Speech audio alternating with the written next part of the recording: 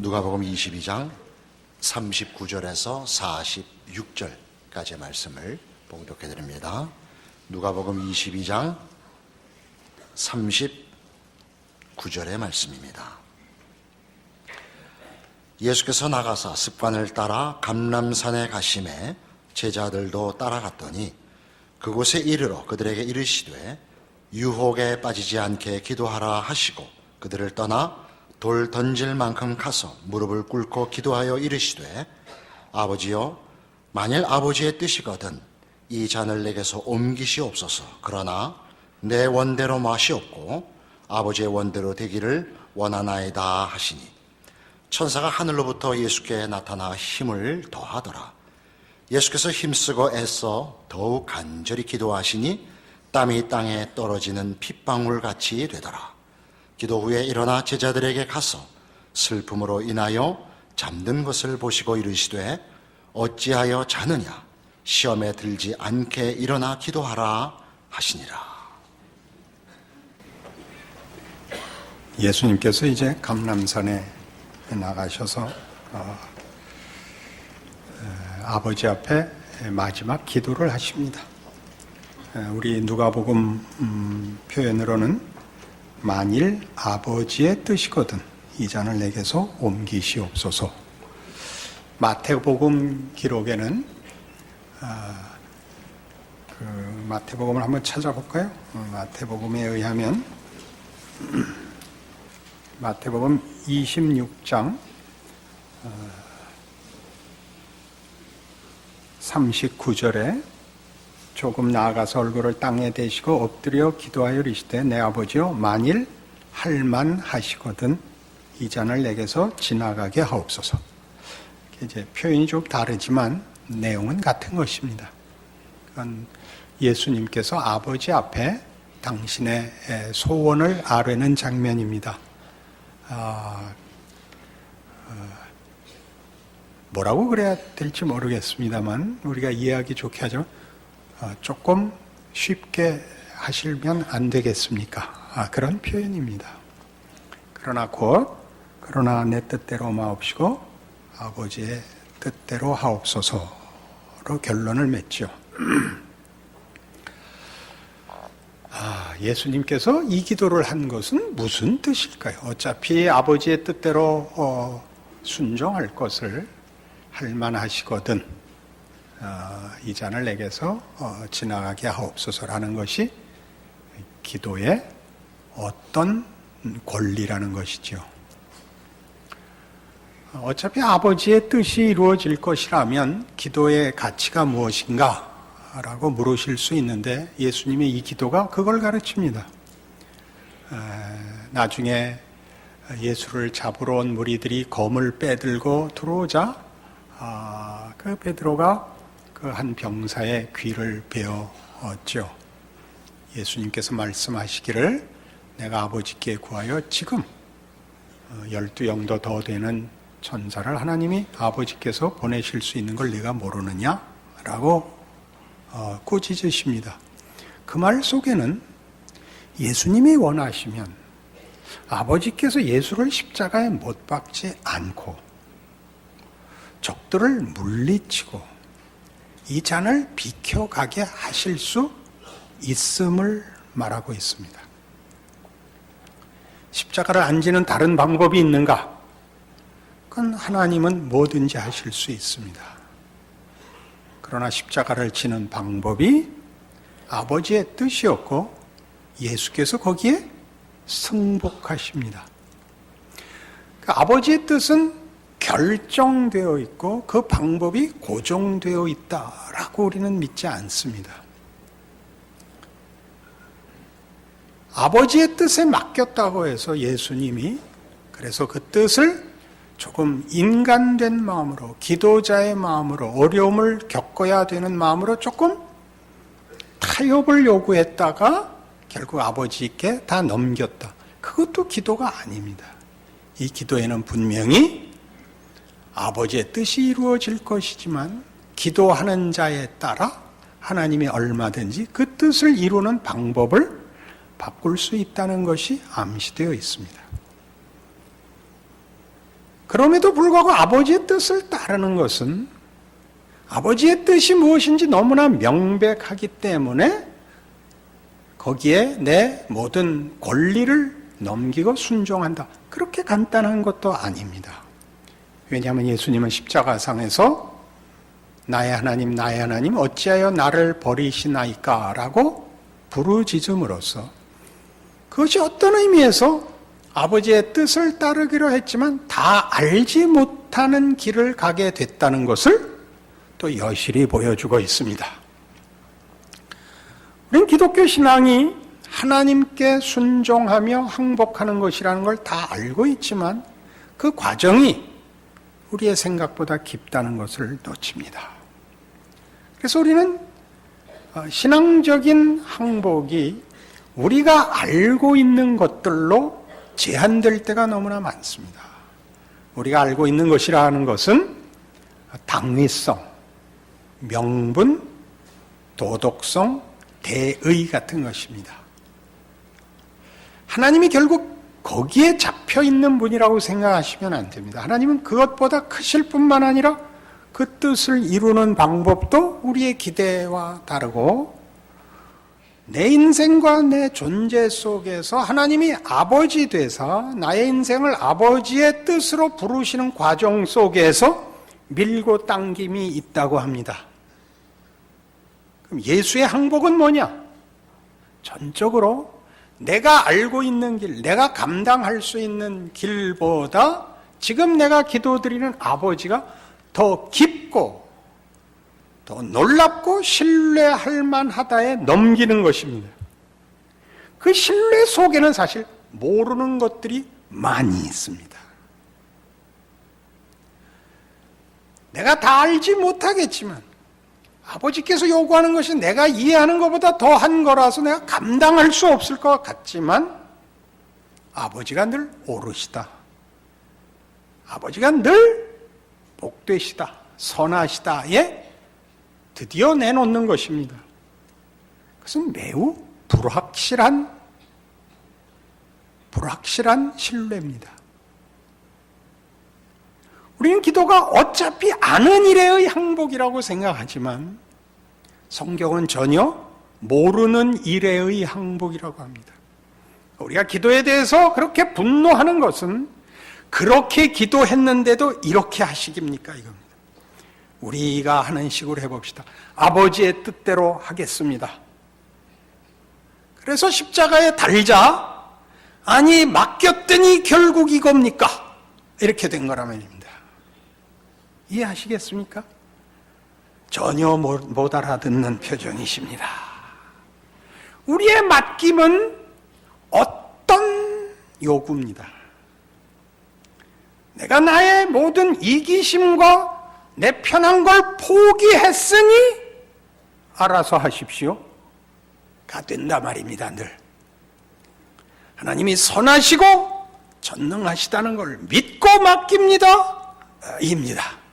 맡기는 거 아니고 써있지 않은 공갈입니다. 그게 우리의 기도를 방해하는 것입니다. 바로 이런 아버지여 할만하시거든 이 잔을 내게서 지나가게 해 주십시오라는 우리의 형편에서 우리의 이해와 우리가 감당할 수 있는 수준에서 들어간 기도가 기도하는 중에 아버지는 나와 다르다. 그는 진리요 생명이요 거룩하신 하나님이시다를 만남으로써 맞습니다. 내가 아는 길 말고 내가 할 수 있는 일 말고 아버지 손에 모든 것을 넘깁니다. 이 간격을 뛰어넘는 것이 기도이지요. 왜요? 여러분 살아보시면 기도에서 성취받는 응답받는 모든 것은 결국 내가 필요한 것입니다. 건강, 성공, 자랑 으로 답이 되지 않는다는 걸 하나님 앞에 엎드릴 때 강하게 배웁니다. 우리 하나님은 다만 물질과 현실에서 인간의 자존심을 채워주고 그의 소원을 들어주는 이보다 훨씬 크다. 이게 우리가 인생 속에서 확인하고 성경을 읽어 확인하는 것입니다. 성경 말씀이 이해되는 사람은 거의 없습니다. 그러나 살아보면 세상은 성경이 말하는 답을 내놓지 못합니다. 원수를 사랑하라. 불가능한 얘기입니다. 우리는 다른 이한테만 이 말을 쓰죠. 사랑해, 사랑해. 자기한테 걸리면 사랑이 어디 있어요? 눈에는 눈, 이에는 이빨. 해보시는 겁니다.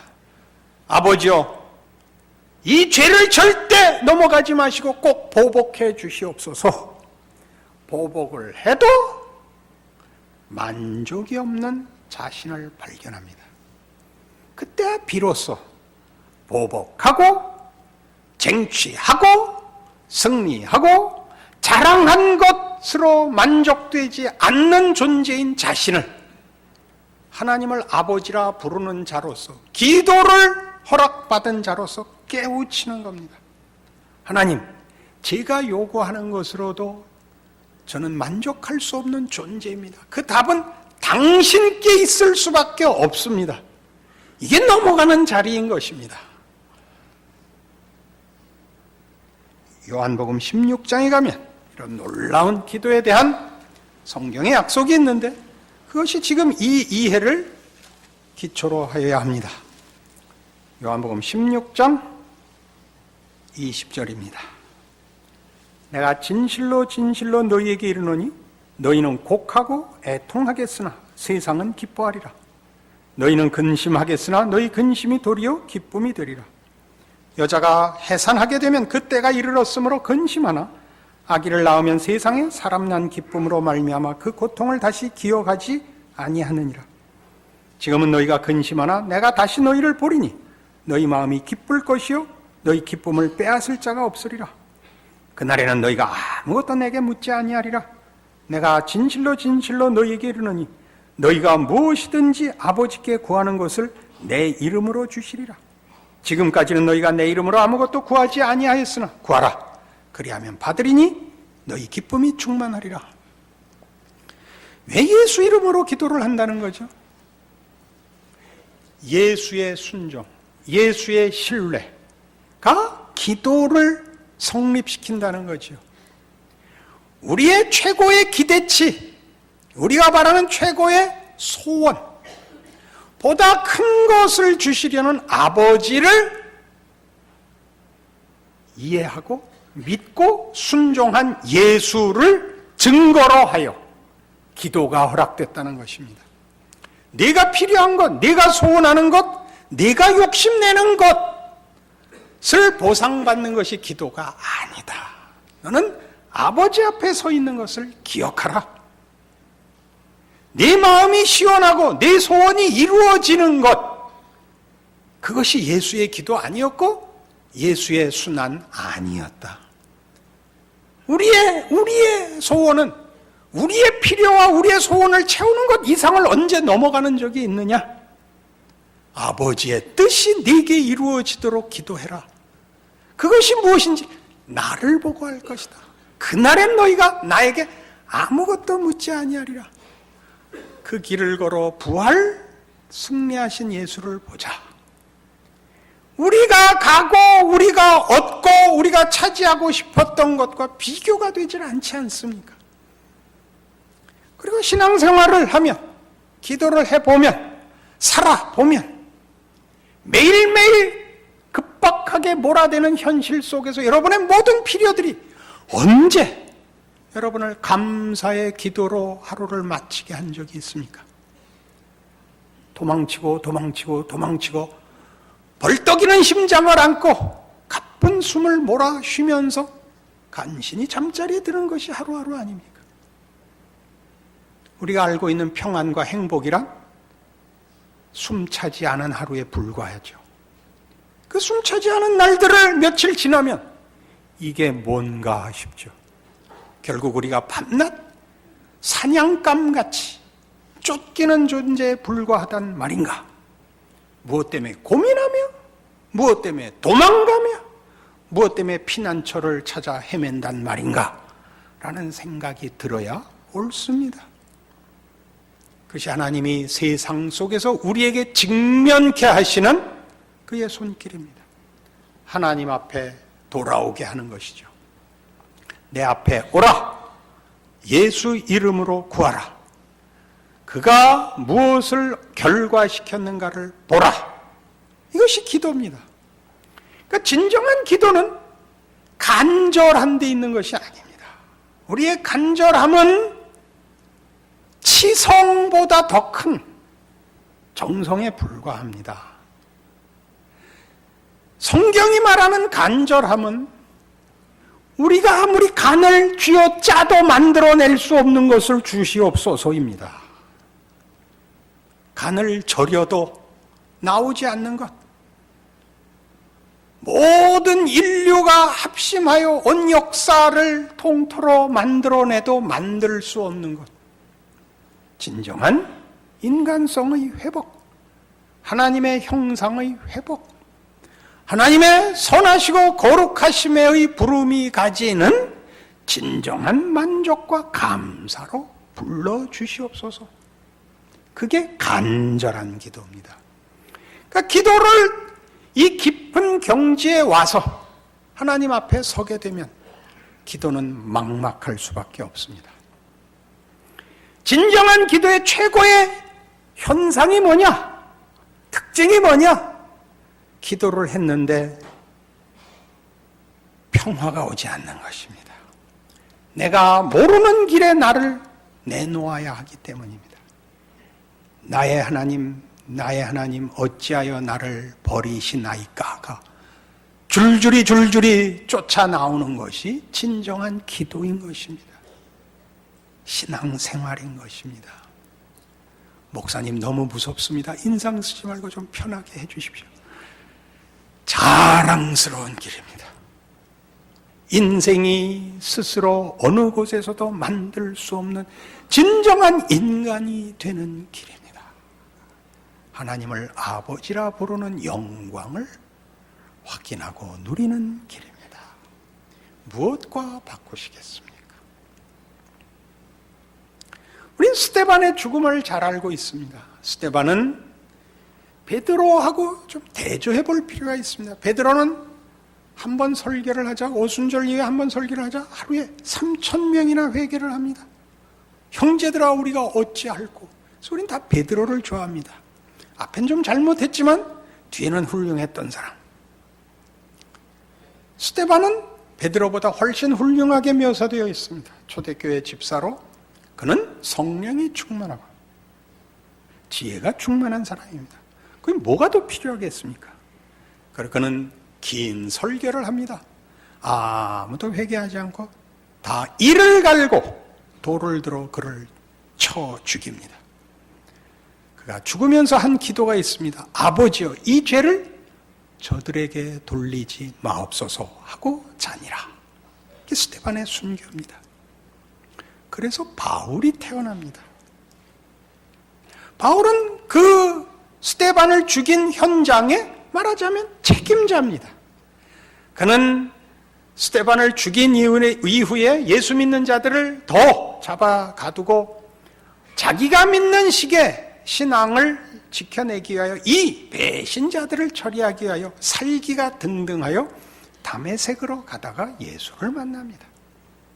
사울아 사울아 네가 어찌하여 나를 핍박하느냐 라는 소리를 듣고 엎어집니다. 회개하고 돌아섭니다. 이름을 사울에서 바울로 바꿉니다. 큰 자라는 이름에서 작은 자라고 이름을 바꾸고 평생을 하나님의 종으로 살아 기독교 역사상 가장 훌륭한 하나님의 종이 됩니다. 스데반이 만든 겁니다.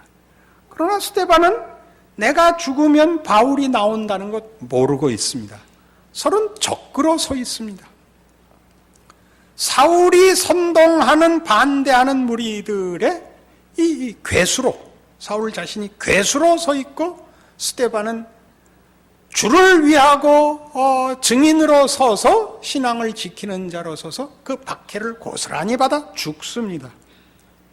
이 사울이 이 스데반과 그의 죽음을 통하여 훌륭한 사람이 될 거라고는 아무도 기억하지 못했습니다.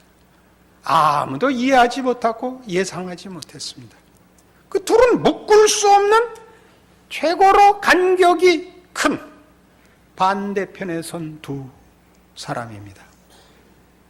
희한하게도 바울을 하나님은 스데반의 죽음에서 만듭니다. 그것이 기독교 신앙이죠. 그게 기도지요. 그게 신앙이라고요. 그게 현실을 사는 신자들이 겪는 우리의 실존입니다. 우리는 우리식으로 이해하자면 사울이 스데반을 죽이러 왔다 설교를 듣고 이건 뭔가 이상하다 생각해서 돌 던지려는 자기 편들을 잠깐 우리 생각해보자. 그리고 돌아가더니 밤에 몰래 스데반을 찾아와서 내가 박영선 목사의 추천을 받고 당신에게 왔습니다. 내가 뭔가 미심쩍은 것이 있는데 이것이 사실이란 말입니까? 그래서 스데반이 예수가 누구고 그가 왜 죽었고 그가 살아난 것이 성경적으로 어떻게 옳은가를 얘기하자. 이거 내가 아무래도 잘못 알고 여기까지 온 듯 싶습니다. 한 번 더 오겠습니다. 6개월을 지나자 점점 변하더니 드디어 사울은 회심하여 하나님의 훌륭한 조기로 헌신하고 죽일래면 죽여라 하고 머리를 깎고 스데반의 제자가 되었대더라. 이렇게 되죠. 우리가 아는 시기죠. 우리가 하는 기도입니다. 우리 눈앞에 진전이 되려면 상승 계단이 있어야 될 것 아닙니까? 목적지에 지금 가진 못해도 내가 바라보는 저 목표 지점까지를 연속으로 잇는 어떤 중간선에 있어야 되는데 하나님은 반대로 끌고 가십니다. 살아있어야 뭘 할 것 아닙니까? 죽여버리십니다. 그게 기도입니다. 죽으러 가는 것입니다. 내 뜻대로 마옵시고 아버지의 뜻대로 하옵소서. 아버지의 뜻은 구체적으로 나와 있지 않습니다. 성경 전체가 하는 건 방향만 있습니다. 원수를 사랑하라. 너를 저주하는 자를 위하여 기도하라. 오른편 뺨을 맞으면 왼편 뺨을 대라. 물론 하루아침에 되지는 않습니다. 방향을 합니다. 막막합니다. 낭떠러지로 끌고 가고 급류 속에 몰아놓고 걸어가는 길로 꼭 역풍이 붑니다. 반대로 가면 순풍일 텐데 그 길을 가는 거죠. 그게 뭐라고요? 그게 기도입니다. 매일 기도하러 하나님 앞에 들어가십시오. 무엇 때문에 들어가죠? 내 현실 때문에 들어갑니다. 아픈 것, 위기, 고통, 걱정, 이것이 나를 하나님 앞에 몰고 갑니다. 왜요? 풀 방법이 없으니까. 하나님한테 이거 풀어달라고 들어갔다가 더 큰 내용을 만나죠. 오늘 하루 더 사는 게 내 소원의 끝이냐? 예, 서게 되는 거죠. 오늘 하루 면하면 내일은 어떻게 할래? 라는 질문 앞에 서는 것입니다. 그것이 기도지요. 하루 버티기 바쁜 오늘의 원수를 갖고 오늘의 문제를 해결하고 오늘의 확인을 하고로 들어간 기도가 영생을 향한 하나님의 뜻 앞에서 나의 오늘 하루의 필요를 오늘 하루의 보상을 접고 하나님의 약속 앞에 나를 바치는 것, 그것이 기도입니다. 그럼 다음 날부터 그 큰 약속의 상승선에 태워주지 않으시고 스데반을 죽이듯이 예수를 십자가에 매달듯이 우리 인생을 죽음으로 모십니다. 당연히 놀라게 됩니다. 그리고 예수가 없다면 우리는 기도할 증거가 없고 예수가 없다면 이 모든 일에 다른 아무 증거가 없어 견딜 수 없다는 걸 알게 됩니다. 예수는 이 기적의 장본인이요, 증거요, 살아있는 역사요.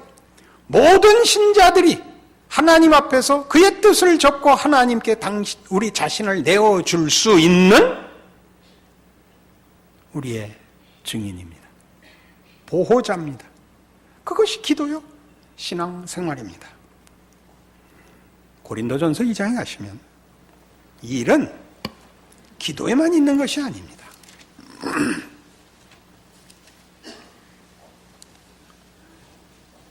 고린도전서 2장 263페이지.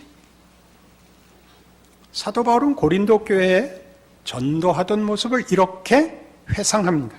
고린도전서 2장 1절, 형제들아, 내가 너희에게 나아가 하나님의 증거를 전할 때 말과 지혜의 아름다운 것으로 아니하였나니 내가 너희 중에서 예수 그리스도와 그가 십자가에 못 박히신 것 외에는 아무것도 알지 아니하기로 작정하였습니다.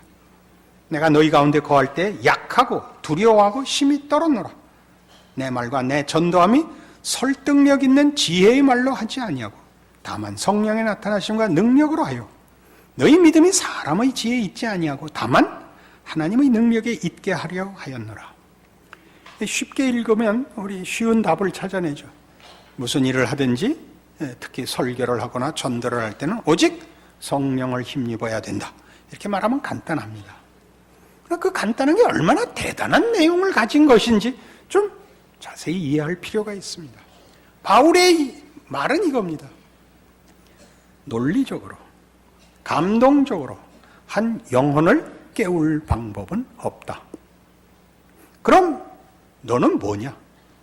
하나님이 쓰는 손길이라는 걸 알고 있다. 그러니 나에게 맡긴 일을 내가 하지만 내가 할 수 있는 것이 아니라는 걸 알고 어느 곳에 가든지 나는 늘 자신 없이 했다. 그겁니다. 자신 없이 했다는 건 지금은 약간의 역설입니다. 전에 어느 청년 집회에 초대를 받았습니다. 청년 찬양 집회 초대를 받았는데 의외였죠. 젊은이들이 막 요즘 하는 찬양 집회로 힘차고 좋은 말을 한번 꺼내려고 해도 몇 개 없는데 우리가 잘 모르는 방식으로 이렇게 열렬하게 하는 것, 여러 번 이제 다른 데서 제가 좀 곤란하지 않느냐라고 이제 약간 비평을 했던 사람인데 초대를 받은 겁니다. 그래서 왜 나를 초대했는가? 나는 거긴 맞지도 않고 약간 그 이해가 아직 안 되는 사람인데 라고 하죠. 젊은이들에게 어른을 한번 보여주고 싶었습니다 라고 책임자가 그랬습니다. 이제 가슴이 콱 막히게 됐죠. 어른을 어떻게 해야 되는지. 이제 그걸 한 석 달 전에, 가기 석 달 전에 초대를 받았는데, 3달 내내 그 고민인 겁니다. 어른 노릇은 어떻게 하는 건가? 고함 지르고 돌아다니는 건 내가 잘했는데, 어른 노릇은 어떻게 해야 되는가? 이렇게 많이 걱정하고, 이제 준비도 좀 해가지고, 당일날 갔더니, 큰 교회당에 젊은이들만 3,000명이 모였어요. 굉장합니다. 특별 이제 전문 찬양팀이 나와서 찬양을 인도하고 대단한 열기와 무엇보다 놀란 건 제가 그렇게 별로 칭찬하지 않았던 그 모습들 속에 진정성이 배어 있다는 걸 봤습니다. 그래서 더 콱 맥혔습니다.